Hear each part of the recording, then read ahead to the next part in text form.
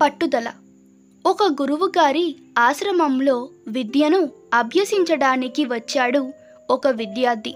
ఆశ్రమంలో ఉన్న మిగిలిన విద్యార్థులంతా గురువు చెప్పిన విషయాలను చురుగ్గా ఆలకింపు చేసుకునేవారు. కొత్తగా వచ్చిన విద్యార్థి మాత్రం గురువు చెప్పేది అర్థం చేసుకోలేకపోయేవాడు.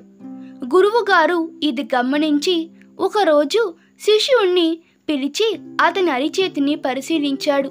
ఆ తరువాత శిష్యుడితో, శిష్య, నీ జాతకరీత్యా నీకు విద్యా యోగం లేదు.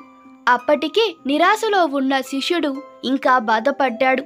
నాయనా, నీవిక మీ ఇంటికి వెళ్ళి నీకు తగిన వృత్తిని చేసుకోవడం ఉత్తమమన్నాడు గురువు.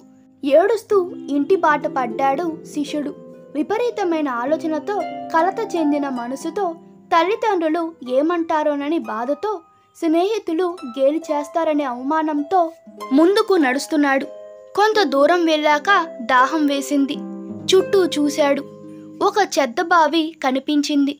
గ్రామస్తులు అందులో నుంచి ఒక రాతి గిలక సహాయంతో నీటిని తోడుకుంటున్నారు. ఆ బావిలోని నీటితో దాహం తీర్చుకొని పక్కనే ఉన్న చెట్టు నీడలో కూర్చున్నాడు. బావి వైపే చూస్తున్నాడు. తాడుతో ఓర్పిడి చెందడం వలన రాతి గిలక అరిగిపోయి ఉంది. అది చూసిన శిష్యుడి మదిలో ఒక ఆలోచన మెదిలింది. చేదగా బలహీనమైన తాడు వల్ల ఒక రాయే అరిగిపోయింది. అలాంటిది సాధనతో నేను విద్యను అభ్యసించలేనా? విద్య పూర్తి చేసుకోకుండా ఇంటికి వెళ్ళను అనుకున్నాడు. ఒక దృఢ నిశ్చయంతో ఆశ్రమానికి తిరిగి వచ్చాడు.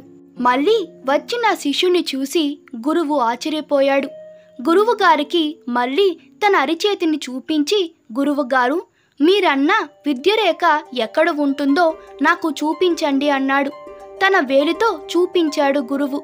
ఇప్పుడే వస్తాను అంటూ శిష్యుడు బయటకు వెళ్ళాడు. ఒక పదునైన రాయిని తీసుకొని గురువు చూపించిన చోట గీతలాగా కోసుకున్నాడు. తిరిగి గురువు దగ్గరికి వచ్చాడు. గురువుగారు, నాకు కూడా విద్యరేఖ ఉంది. నేను ఇంటికి వెళ్ళను. దయచేసి మిగతా వాళ్ళతో పాటు నాకు విద్యను బోధించండి అన్నాడు. గురువుగారికి నోట మాట రాలేదు.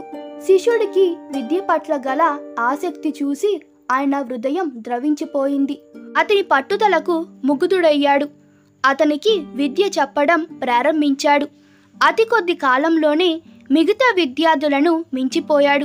పెద్దయ్యాక ప్రపంచంలో అత్యంత ప్రాచీనమైన భాషగా భావిస్తున్న సంస్కృతానికి వ్యాకరణం రచించాడు. చరిత్రలో చిరస్థాయిగా నిలిచాడు. ఆయనే పాణినిని.